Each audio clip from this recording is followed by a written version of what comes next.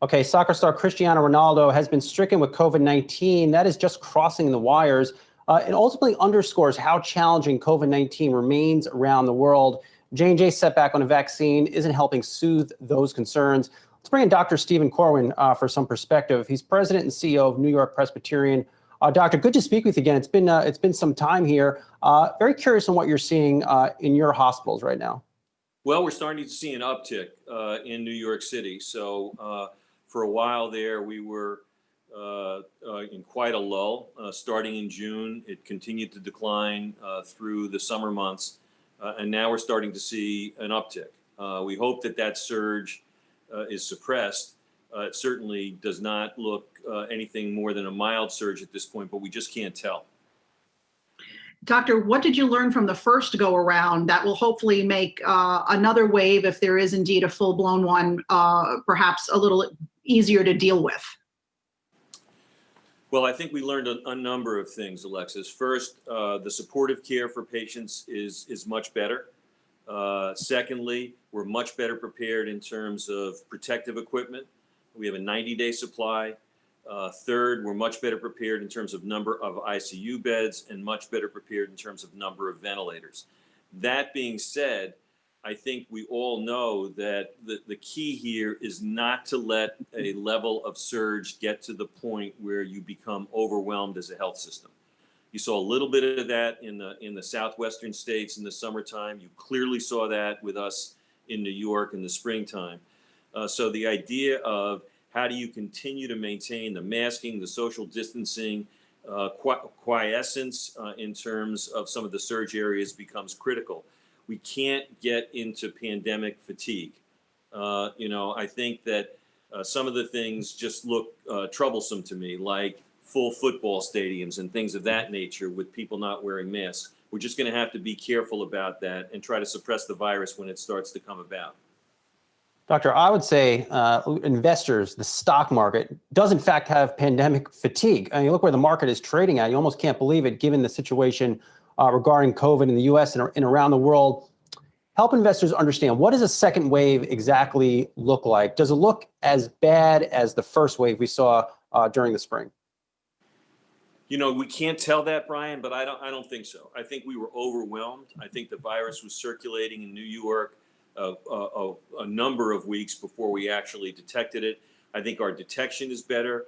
The testing is better. It's certainly not universal testing, and we still need more of that, but I think it's definitely better.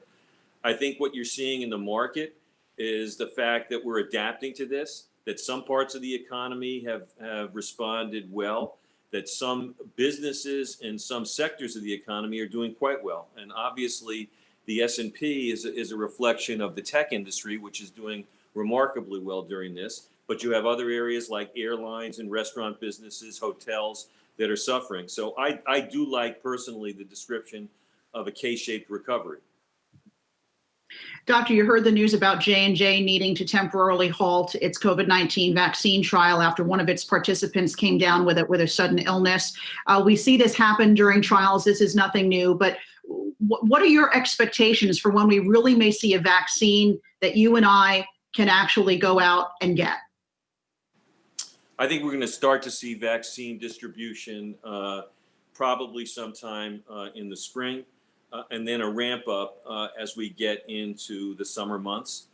I think that as a previous speaker spoke about, the mRNA vaccines, which have not been used before, require a lot of storage at very low temperatures. So logistically, that's going to be difficult.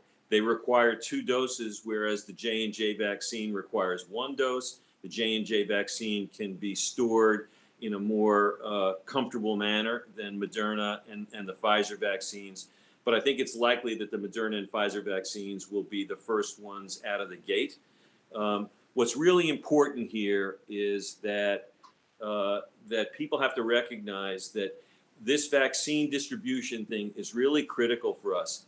Between anti-vaxxers and people in underrepresented minorities being fearful of the vaccine, we could actually exacerbate what we have now in terms of the disparate mortalities between people of color and white people in the country, and that would just further exacerbate our problem. So we really need a big education effort around the vaccine, particularly in communities of color and underserved minorities. Doctor, real quick, I have 20 seconds left. You just received a donation from billionaire hedge fund manager Ray Dalio, $50 million. Where do you plan to use that? Exactly where I just talked to you about. The Center for Health Justice is designed to really reduce disparities in morbidity and mortality, to really make sure that we have equity in healthcare. And the first place we're going to look for is vaccine distribution and reducing the disparate mortalities in patients with COVID. Hey investors, Zach Guzman here. Are you interested in learning more about the markets and getting the latest financial news? Well, then click right here to subscribe to our Yahoo Finance YouTube channel. Get the latest up-to-the-minute market analysis, big interviews in the world of finance, and information on how to manage your money every day wherever you are.